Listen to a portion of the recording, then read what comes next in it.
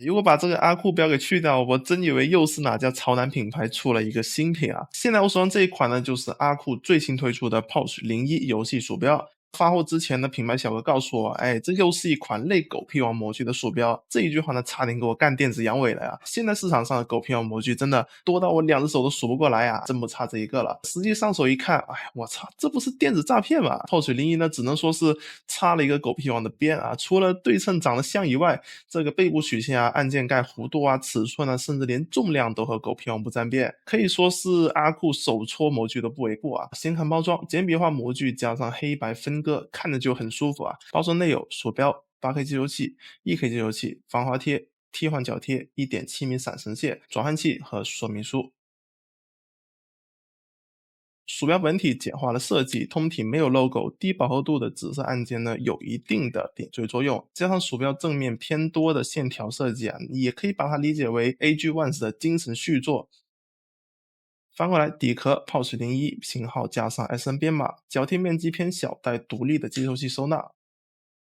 三维长度123.4，宽63.3，高40.5，横卧点间距最窄56.2。这款模具最大的特点就是扁平的前端曲线和前端明显的梯形收窄，尾端和按键盖几乎水平对称。对比狗屁王这个尖尖的顶掌性的屁股啊，那我问你了啊，这两个大家应该能感受得出来哪一个对手掌贴合更好吧？那另一个支撑点呢，主要集中在大小鱼鳍的两侧，在三维与狗屁王基本接近的情况下呢，POSH 01明显拥有更多的前后调整空间，对于这个 Y 轴移动的把控啊会更加的强。手掌的三角区左右移动感受到的都是满满的恰到好处的填充和支撑啊。当然，前端宽大的角度呢，也让这款模具更加利耗内扣的握法。手指自然前伸的话，哎，会有这种被往下挤的感觉啊。当然，手小玩家呢，手腕不贴桌面的情况下，就能回避掉这个问题。那还有一点就是，鼠标左右平直的曲线也可以适配更多的手上范围。比如说你手大就握前一点，手小就握后一点，并没有给你限制的非常死。基本上都能找到适合自己的位置。那腰身腰握法呢，因为引导线的存在，那就显得没有那么合适了。那这里推荐呢，趴握手长17厘米以下，抓握17.5到16厘米，直握11.5到19.5厘米。除了以上我列出的特定握法呢，POSH 01属于一款非常优秀的抓指握偏腕精油类型的模具吧。在此基础上呢，也可以额外去借用一部分掌心靠后、手指前伸的握法。按键上采用了凯华的白点，给我的反馈就是又硬又脆。左右按键盖晃动控制呢也是相当的优秀啊，纹丝不动啊。当然呢，这个按键盖呢相对于其他鼠标来说还是偏长的，从鼠标中部就开始了，所以在按键盖尾端它的空间和压力会变大。那正常按压的中段还好啊，如果这个触发点比较靠前的话，那这一个软的感觉就比较明显了。滚轮的刻度感呢也是偏弱的，凸起高度很低啊，从按键盖切换到滚轮之间没有明显的这一个剐蹭感，非常流畅。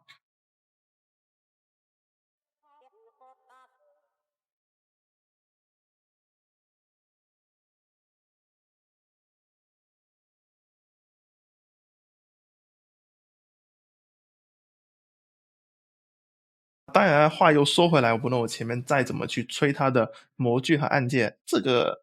77克的重量也是我们绕不开的话题啊。这个重量呢，放到现在，如果大家再看到哪个博主去吹它轻量化的话，那真的可以拖出去枪毙了啊。POSH 01的从立项之初，估计就压根没有考虑过，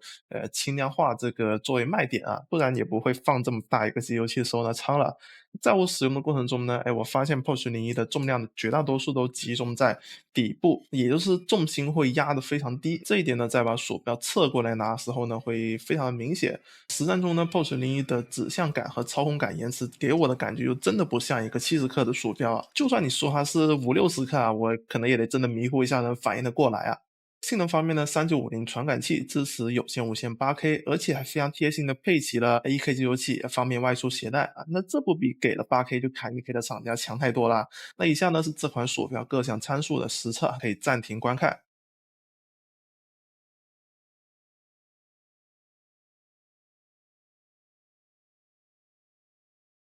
总的来说呢，POS 901对于阿库来说呢，也是一次鼠标的全新尝试啊。之前 AG1 因为3395的定价过于飘了，所以显得不温不火啊。那这一次 POS 901呢，可以说是铁了心要把这个价格杀到最低了，329的价格基本上是压着原相的这一个现价去做的。从开箱到模具细节也能看得出来非常的用心啊。对于不那么追求轻量化的中手玩家来说呢，也确实是一个非常不错的选项。这一款鼠标10分满分的话，你会给它打多少分呢？欢迎在评论讨论。最后要个饭，希望大家能点个赞支持一下。键盘是这一把来自机械式的 K600，这把键盘是21年618的时候推出的，当时这把键盘卖的挺火的。K600这个型号是根据一个配色来区分产品的定价的，比如说用这个机械式定制轴体的高达少年，还有机械绅士，高端一点的就是用这个加达龙的 Cap 轴的星河还有主运啊。不同价位之间的模具是没有太大区别的，主要的区别就是它的一个配色还有一个键帽外观的不同。这样做可以减少我们去购买不同轴体版本的时候的一个落差感，因为每个配色都有不同的亮点。而我手里的这一把就是一个落日余晖的 BOSS 红轴版本。配件的话就是一袋子这个说明书和保修卡，里面有一个拔键拔轴器，一根这个白色带看看角的数据线，线的两头是做了镀金的处理的，末端带有一根延长器和 2.4G 的接收器，还附带了一个防尘罩啊。但是这个防尘罩我收到的时候是因为快递的问题裂开了，这就有点不应该了，建议厂商要做好这个键盘的保护工作。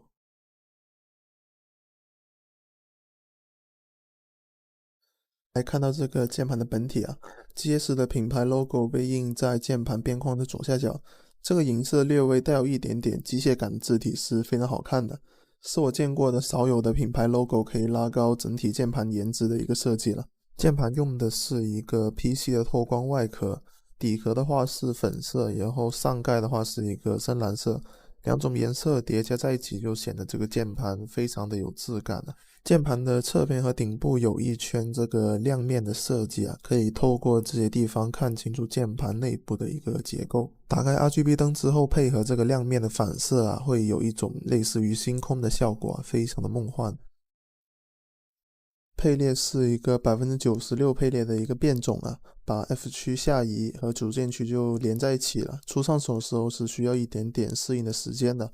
灯光的亮度方面啊，键盘用的是一块白色定位板，可以很好的反射光线，在比较亮的地方也是可以看清楚的。也有美中不足的就是这几个指示灯是没有做好这个遮光和导光的处理，打开之后就一大团一大团的亮，是比较有这个侵略性的。角度偏一点的话是很难看出到底是哪一颗指示灯在亮，比较破坏这个键盘整体的一个观感。键帽用的是一套机械师自己的 OEM 高度热升华键帽啊，是一个 PPT 材质的。遮光方面啊，亮度拉满的时候也没有发现整个漏光的情况。键帽的主题和键盘的外壳是保持一致的，热升华做的非常不错，没有明显的晕染。空格的话稍微有一点点变形，